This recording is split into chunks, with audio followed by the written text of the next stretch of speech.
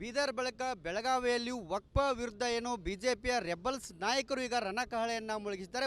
ಮತ್ತೊಂದೆಡೆ Yatnal and team ಬೆಳಗಾವಿಯಲ್ಲಿ ಬೃಹತ್ ಹೋರಾಟಕ್ಕೆ ಕೂಡ ಕರೆ ನೀಡಿರುವಂಥದ್ದು. ಇತ್ತ ಬೆಂಗಳೂರಿನ ಯಡಿಯೂರಪ್ಪ ಅವರ ಏನು ಮನೆಯಲ್ಲಿ ಅವರನ್ನು ಉಚ್ಚಾಟನೆ ಮಾಡಬೇಕು ಅನ್ನೋ ನಿಟ್ಟಿನಲ್ಲಿ ಈಗ ಅಲ್ಲಿ ಒಂದಿಷ್ಟು ನಾಯಕರು ಕೂಡ ರೇಣುಕಾಚಾರ್ಯ ಆ್ಯಂಡ್ ಟೀಮ್ ಕೂಡ ಅಲ್ಲಿ ಹೋರಾಟವನ್ನು ಮಾಡ್ತಿದೆ, ಸಭೆಯನ್ನು ಮಾಡ್ತಿದೆ. ಈ ಬಗ್ಗೆ ನಮ್ಮ ಜೊತೆಗೆ ಮಾತನಾಡಲು ಸ್ವತಃ ಯತ್ನಾಳ್ ಅವರಿದ್ದಾರೆ, ಅವರನ್ನು ಕೂಡ ನಾನು ಮಾತಾಡ್ತೀನಿ. ಸರ್, ಒಂದು ಕಡೆ ಈಗ ವಕ್ಫ ವಿರುದ್ಧ ಹೋರಾಟವನ್ನು ಮಾಡ್ತಿದ್ದಾರೆ ಬೆಳಗಾವಿಯಲ್ಲಿ, ತಮ್ಮನ್ನು ಉಚ್ಚಾಟನೆ ಮಾಡಬೇಕು ಅನ್ನೋ ನಿಟ್ಟಿನಲ್ಲಿ ಬೆಂಗಳೂರಲ್ಲಿ ಕೂಡ ಯಡಿಯೂರಪ್ಪ ಮನೆಯಲ್ಲೇ ಸಭೆ ಆಗುತ್ತೆ.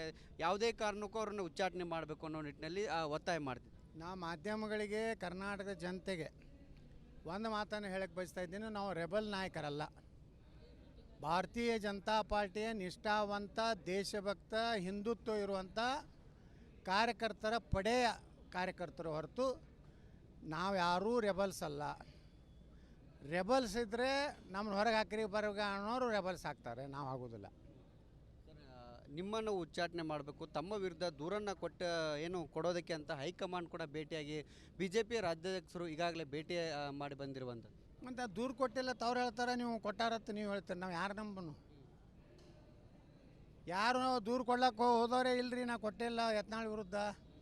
ನಾ ಮೊನ್ನೆ 3 ಮತಕ್ಷೇತ್ರದ ಸೋಲಿನ ಬಗ್ಗೆ ವಿವರಣೆ ಕೊಡ್ಲಕ್ಕೆ ಹೋಗಿದ್ದೆ ಅಂತ ಹೇಳಿದ ಮ್ಯಾಗ ನಾವ್ಯಾಕೆ ಅವ್ರ ಬಗ್ಗೆ ಪ್ರತಿಕ್ರಿಯೆ ಕೊಡ್ಲಕ್ಕೆ ಹೋಗ್ಬೇಕು? ಸರ್, ಈ ಎರಡು ಬಣಗಳಿಂದ ಏನು ಬಿ ಜೆ ಪಿ ಕಾರ್ಯಕರ್ತರಲ್ಲಿ ಏನು ಗೊಂದಲ ಸೃಷ್ಟಿ ಆಗ್ತಿದೆ ಅನ್ನುವಂಥದ್ದು? ಏನೂ ಗೊಂದಲ ಆಗೋದಿಲ್ಲ. ಪಕ್ಷಕ್ಕೆ ನಿಷ್ಠೆ ಇದ್ದವರು, ದೇಶಕ್ಕೆ ನಿಷ್ಠೆ ಇದ್ದವರು, ನಮ್ಮ ಸನಾತನ ಧರ್ಮಕ್ಕೆ ನಿಷ್ಠೆ ಇದ್ದವರು ಒಂದು ಕಡೆ ಇದ್ದಾರೆ. ಹೊಗಳು ಭಟ್ರು ಕಂಪ್ನಿ ಒಂದು ಕಡೆ ಇದೆ ಅಷ್ಟೇ. ಈಗ ಬಿ ಜೆ ಪಿಯ ರಾಜ್ಯಾಧ್ಯಕ್ಷರು ಹೇಳ್ತಾರೆ ಎಲ್ಲರೂ ಕೂಡ ಒಗ್ಗಟ್ಟಿನಿಂದ ಕೆಲಸ ಮಾಡೋಣ ಅಂತ, ತಾವು ಪ್ರತ್ಯೇಕವಾಗಿ ಹೋರಾಟವನ್ನು ಮಾಡ್ತಿದ್ದೀರಿ. ನಾವೆಲ್ಲಿ ಬೇಡ ಅಂದೀವಿ. ನಮ್ಮ ಹೋರಾಟಕ್ಕೆ ಬರಲಿಲ್ಲ. ವಿಜೇಂದ್ರ ಬರಲಿ, ಅವರೆಲ್ಲ ತಂಡ ಬರಲಿ, ನಾವೇನು ಅವ್ರೇನು ಬೇಡ ಅಂದಿಲ್ಲ. ಬರಲಿ, ಜನರ ಭಾಳ ದೊಡ್ಡ ಸಮಸ್ಯೆ ಇದೆ, ಅದ್ರ ಬಗ್ಗೆ ಚರ್ಚೆ ಮಾಡಲಿ, ಜನರಿಗೆ ತಿಳುವಳಿಕೆ ಹೇಳಿ. ನಾವೆಲ್ಲ ಇಡೀ ರಾಜ್ಯ ಸುತ್ತಿ ಪ್ರವಾಸ ಮಾಡಿ ನಾವೇನು ಪತ್ರಿಕಾಗೋಷ್ಠಿನೇ ಮಾಡ್ತಾಯಿಲ್ಲ ಎಲ್ಲಿಯೂ. ನಾವು ಬರೀ ರೈತರ ಮನೆಗೆ ಹೋಗ್ತಾ ಇದ್ದೀವಿ, ರೈತರ ಹೊಲಕ್ಕೆ ಹೋಗ್ತಾ ಇದ್ದೀವಿ, ಮಠ ಮಂದಿರಗಳಿಗೆ ಹೋಗ್ತಾ ಇದ್ದೀವಿ. ನಮ್ಮೆಲ್ಲ ಭಾರತೀಯ ಜನತಾ ಪಾರ್ಟಿ ಮತ್ತು ಯಾರು ದೇಶಭಕ್ತರದಾರೆ, ಯಾರು ವಕಫ್ ಕಾನೂನು ರದ್ದಾಗಬೇಕು ಅನ್ನೋದು ಕಳ್ಕಳಿದ್ದ ಜನರನ್ನು ಉದ್ದೇಶಿಸಿ ಮಾತಾಡಕತ್ತೀವಿ ಹೊರತು ಯಾವುದೋ ಒಂದು ವ್ಯಕ್ತಿಯ ಅವನನ್ನು ಹೊಗಳಕ್ಕೆ ನಾವು ಬಂದಿಲ್ಲ. ಪರೋಕ್ಷವಾಗಿ ಯತ್ನಾಳ್ ಆ್ಯಂಡ್ ಟೀಮ್ದವರು ವಿಜೇಂದ್ರ ವಿರುದ್ಧವೇ ಹೋರಾಟವನ್ನು ಮಾಡ್ತಿದ್ದಾರೆ ಅನ್ನೋಂಥ ಚರ್ಚೆ. ಕುಂಬಳಕಾಯಿ ಕಳ್ಳ ಅಂದ್ರೆ ನೀವು ಯಾಕೆ ಬೆನ್ನು ತಟ್ಕೋತೀರಿ? ನೀವು ಒಳ್ಳೆಯವರು, ಪ್ರಾಮಾಣಿಕರು, ದೇಶಭಕ್ತರಿದ್ದರೆ ನೀವು ಅದನ್ನು ತಿಳ್ಕೋದು ಅವಶ್ಯಕತೆ ಇಲ್ಲ. ಹೋರಾಟ ಎಲ್ಲಿವರೆಗೆ ಇರುತ್ತೆ ಸರ್? ಎಲ್ಲಿವರೆಗೆ? ಗೆಲ್ಲುವವರೆಗೆ. ವಕಫ್ ಕಾನೂನು ರದ್ದಾಗುವವರೆಗೆ ಈ ಹೋರಾಟ ಇರೋದೆ. ನಾವು ಕೂಡ ಸಂಜೆ ದೆಹಲಿಗೆ ಹೋಗ್ತಾನಂತ ಹೇಳಿದ್ರಿ, ಯಾರನ್ನ ಭೇಟಿ ಆಗ್ತೀರಿ ಸರ್? ನಮ್ಮ ಸಕ್ಕರೆ ಕಾರ್ಖಾನೆದು ಒಂದು ಕೇಸ್ ಇದೆ, ನಾನು ಹೋಗ್ತಾ ಇದ್ದೀವಿ. ನಮ್ಮ ತಂಡದವ್ರು ನಾಳೆ ಬರ್ತಾರೆ. ಅಲ್ಲಿಂದ ನಾವು ಜಾಯಿಂಟ್ ಪಾರ್ಲಿಮೆಂಟ್ ಕಮಿಟಿಯ ಸದಸ್ಯರನ್ನ, ಅಧ್ಯಕ್ಷನ ಭೇಟಿ ಆಗ್ತೀವಿ. ಈ ವಿಚಾರದಲ್ಲಿ ಹೈಕಮಾಂಡ್ ಏನಾದರೂ ಭೇಟಿಯಾಗಿ ಈ ವರದಿಯನ್ನು ಸಲ್ಲಿಸಿ ಮಾಡ್ತೀರಾ? ನಮ್ಮ ಅಜೆಂಡಾದಲ್ಲಿ ಅಲ್ಲಿ ಇಲ್ಲ. ನಾವು ಯಾರ ಬಗ್ಗೆ ಚಾಡಿ ಹೇಳಲಿಕ್ಕೆ ಹೋಗೋದಿಲ್ಲ.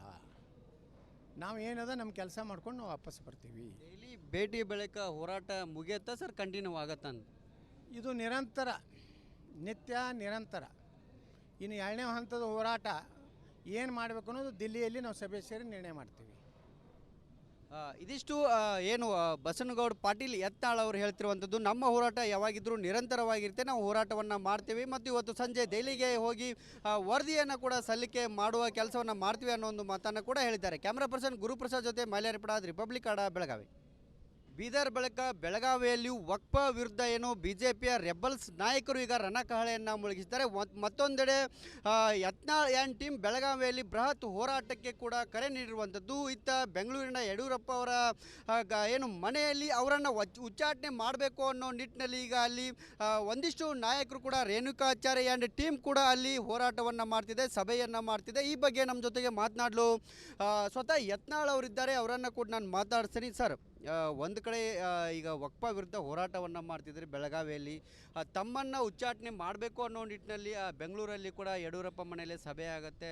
ಯಾವುದೇ ಕಾರಣಕ್ಕೂ ಅವ್ರನ್ನ ಉಚ್ಚಾಟನೆ ಮಾಡಬೇಕು ಅನ್ನೋ ನಿಟ್ಟಿನಲ್ಲಿ ಒತ್ತಾಯ ಮಾಡ್ತಿದ್ದೆ. ನಾ ಮಾಧ್ಯಮಗಳಿಗೆ, ಕರ್ನಾಟಕದ ಜನತೆಗೆ ಒಂದು ಮಾತನ್ನು ಹೇಳಕ್ಕೆ ಬಯಸ್ತಾ ಇದ್ದೀನಿ. ನಾವು ರೆಬಲ್ ನಾಯಕರಲ್ಲ.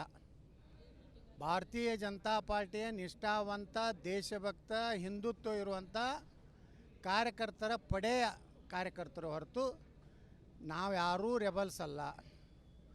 ರೆಬಲ್ಸ್ ಇದ್ದರೆ ನಮ್ಮನ್ನ ಹೊರಗೆ ಹಾಕ್ರಿ ಬರಗ ಅನ್ನೋರು ರೆಬಲ್ಸ್ ಆಗ್ತಾರೆ, ನಾವು ಆಗೋದಿಲ್ಲ.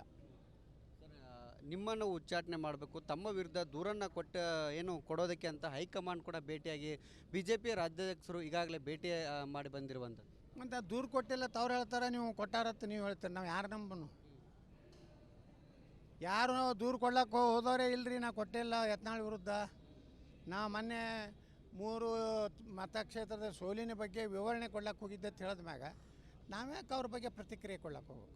ಸರ್, ಈ ಎರಡು ಬಣಗಳಿಂದ ಏನು BJP ಕಾರ್ಯಕರ್ತರಲ್ಲಿ ಏನು ಗೊಂದಲ ಸೃಷ್ಟಿ ಆಗ್ತಿದೆ ಅನ್ನುವಂಥದ್ದು. ಏನೂ ಗೊಂದಲ ಆಗೋದಿಲ್ಲ. ಪಕ್ಷಕ್ಕೆ ನಿಷ್ಠೆ ಇದ್ದವರು, ದೇಶಕ್ಕೆ ನಿಷ್ಠೆ ಇದ್ದವರು, ನಮ್ಮ ಸನಾತನ ಧರ್ಮಕ್ಕೆ ನಿಷ್ಠೆ ಇದ್ದವರು ಒಂದು ಕಡೆ ಇದ್ದಾರೆ. ಹೊಗಳು ಭಟ್ರು ಕಂಪ್ನಿ ಒಂದು ಕಡೆ ಇದೆ ಅಷ್ಟೇ. ಈಗ BJP ರಾಜ್ಯಾಧ್ಯಕ್ಷರು ಹೇಳ್ತಾರೆ ಎಲ್ಲರೂ ಕೂಡ ಒಗ್ಗಟ್ಟಿನಿಂದ ಕೆಲಸ ಮಾಡೋಣ ಅಂತ, ತಾವು ಪ್ರತ್ಯೇಕವಾಗಿ ಹೋರಾಟವನ್ನು ಮಾಡ್ತಿದ್ದೀರಿ. ನಾವೆಲ್ಲಿ ಬೇಡ ಅಂದೀವಿ. ನಮ್ಮ ಹೋರಾಟಕ್ಕೆ ಬರಲಿಲ್ಲ. ವಿಜೇಂದ್ರ ಬರಲಿ, ಅವರೆಲ್ಲ ತಂಡ ಬರಲಿ, ನಾವೇನು ಅವ್ರೇನು ಬೇಡ ಅಂದಿಲ್ಲ. ಬರಲಿ, ಜನರ ಭಾಳ ದೊಡ್ಡ ಸಮಸ್ಯೆ ಇದೆ, ಅದ್ರ ಬಗ್ಗೆ ಚರ್ಚೆ ಮಾಡಲಿ, ಜನರಿಗೆ ತಿಳುವಳಿಕೆ ಹೇಳಿ. ನಾವೆಲ್ಲ ಇಡೀ ರಾಜ್ಯ ಸುತ್ತಿ ಪ್ರವಾಸ ಮಾಡಿ ನಾವೇನು ಪತ್ರಿಕಾಗೋಷ್ಠಿನೇ ಮಾಡ್ತಾಯಿಲ್ಲ ಎಲ್ಲಿಯೂ. ನಾವು ಬರೀ ರೈತರ ಮನೆಗೆ ಹೋಗ್ತಾ ಇದ್ದೀವಿ, ರೈತರ ಹೊಲಕ್ಕೆ ಹೋಗ್ತಾ ಇದ್ದೀವಿ, ಮಠ ಮಂದಿರಗಳಿಗೆ ಹೋಗ್ತಾ ಇದ್ದೀವಿ. ನಮ್ಮೆಲ್ಲ ಭಾರತೀಯ ಜನತಾ ಪಾರ್ಟಿ ಮತ್ತು ಯಾರು ದೇಶಭಕ್ತರದಾರ, ಯಾರು ವಕಫ್ ಕಾನೂನು ರದ್ದಾಗಬೇಕು ಅನ್ನೋದು ಕಳ್ಕಳಿದ್ದ ಜನರನ್ನು ಉದ್ದೇಶಿಸಿ ಮಾತಾಡಕತ್ತೀವಿ ಹೊರತು ಯಾವುದೋ ಒಂದು ವ್ಯಕ್ತಿಯ ಅವನನ್ನು ಹೊಗಳಕ್ಕೆ ನಾವು ಬಂದಿಲ್ಲ. ಪರೋಕ್ಷವಾಗಿ ಯತ್ನಾಳ್ ಆ್ಯಂಡ್ ಟೀಮ್ದವರು ವಿಜೇಂದ್ರ ವಿರುದ್ಧವೇ ಹೋರಾಟವನ್ನು ಮಾಡ್ತಿದ್ದಾರೆ ಅನ್ನೋಂಥ ಚರ್ಚೆ. ಕುಂಬಳಕಾಯಿ ಕಳ್ಳ ಅಂದ್ರೆ ನೀವು ಯಾಕೆ ಬೆನ್ನು ತಟ್ಕೋತೀರಿ? ನೀವು ಒಳ್ಳೆಯವರು, ಪ್ರಾಮಾಣಿಕರು, ದೇಶಭಕ್ತರಿದ್ದರೆ ನೀವು ಅದನ್ನು ತಿಳ್ಕೋದು ಅವಶ್ಯಕತೆ ಇಲ್ಲ. ಹೋರಾಟ ಎಲ್ಲಿವರೆಗೆ ಇರುತ್ತೆ ಸರ್? ಎಲ್ಲಿವರೆಗೆ? ಗೆಲ್ಲುವವರೆಗೆ. ವಕಫ್ ಕಾನೂನು ರದ್ದಾಗುವವರೆಗೆ ಈ ಹೋರಾಟ ಇರೋದೆ. ನಾವು ಕೂಡ ಸಂಜೆ ದೆಹಲಿಗೆ ಹೋಗ್ತಾನಂತ ಹೇಳಿದ್ರಿ, ಯಾರನ್ನ ಭೇಟಿ ಆಗ್ತೀರಿ ಸರ್? ನಮ್ಮ ಸಕ್ಕರೆ ಕಾರ್ಖಾನೆದು ಒಂದು ಕೇಸ್ ಇದೆ, ನಾನು ಹೋಗ್ತಾ ಇದ್ದೀವಿ. ನಮ್ಮ ತಂಡದವ್ರು ನಾಳೆ ಬರ್ತಾರೆ. ಅಲ್ಲಿಂದ ನಾವು ಜಾಯಿಂಟ್ ಪಾರ್ಲಿಮೆಂಟ್ ಕಮಿಟಿ ಸದಸ್ಯರನ್ನ ಅಧ್ಯಕ್ಷನ ಭೇಟಿ ಆಗ್ತೀವಿ. ಈ ವಿಚಾರದಲ್ಲಿ ಹೈಕಮಾಂಡ್ ಏನಾದರೂ ಭೇಟಿಯಾಗಿ ಈ ವರದಿಯನ್ನು ಸಲ್ಲಿಸಿ ಮಾಡ್ತೀರಾ? ನಮ್ಮ ಅಜೆಂಡಾದಲ್ಲಿ ಅಲ್ಲಿ ಇಲ್ಲ. ನಾವು ಯಾರ ಬಗ್ಗೆ ಚಾಡಿ ಹೇಳಲಿಕ್ಕೆ ಹೋಗೋದಿಲ್ಲ. ನಾವು ಏನದ ನಮ್ಮ ಕೆಲಸ ಮಾಡ್ಕೊಂಡು ನಾವು ವಾಪಸ್ ಬರ್ತೀವಿ. ಡೈಲಿ ಭೇಟಿ ಬಳಿಕ ಹೋರಾಟ ಮುಗಿಯುತ್ತಾ ಸರ್, ಕಂಟಿನ್ಯೂ ಆಗತ್ತಾ? ಇದು ನಿರಂತರ, ನಿತ್ಯ ನಿರಂತರ. ಇನ್ನು 2ನೇ ಹಂತದ ಹೋರಾಟ ಏನು ಮಾಡಬೇಕು ಅನ್ನೋದು ದಿಲ್ಲಿಯಲ್ಲಿ ನಾವು ಸಭೆ ಸೇರಿ ನಿರ್ಣಯ ಮಾಡ್ತೀವಿ. ಇದಿಷ್ಟು ಏನು ಬಸನಗೌಡ ಪಾಟೀಲ್ ಯತ್ನಾಳ್ ಅವರು ಹೇಳ್ತಿರುವಂಥದ್ದು. ನಮ್ಮ ಹೋರಾಟ ಯಾವಾಗಿದ್ರೂ ನಿರಂತರವಾಗಿರುತ್ತೆ, ನಾವು ಹೋರಾಟವನ್ನು ಮಾಡ್ತೀವಿ ಮತ್ತು ಇವತ್ತು ಸಂಜೆ ದೆಹಲಿಗೆ ಹೋಗಿ ವರದಿಯನ್ನು ಕೂಡ ಸಲ್ಲಿಕೆ ಮಾಡುವ ಕೆಲಸವನ್ನು ಮಾಡ್ತೀವಿ ಅನ್ನೋ ಒಂದು ಮಾತನ್ನು ಕೂಡ ಹೇಳಿದ್ದಾರೆ. ಕ್ಯಾಮ್ರಾ ಪರ್ಸನ್ ಗುರುಪ್ರಸಾದ್ ಜೊತೆ ಮೈಲಾರಿಪಡ, ರಿಪಬ್ಲಿಕ್ ಕನ್ನಡ, ಬೆಳಗಾವಿ.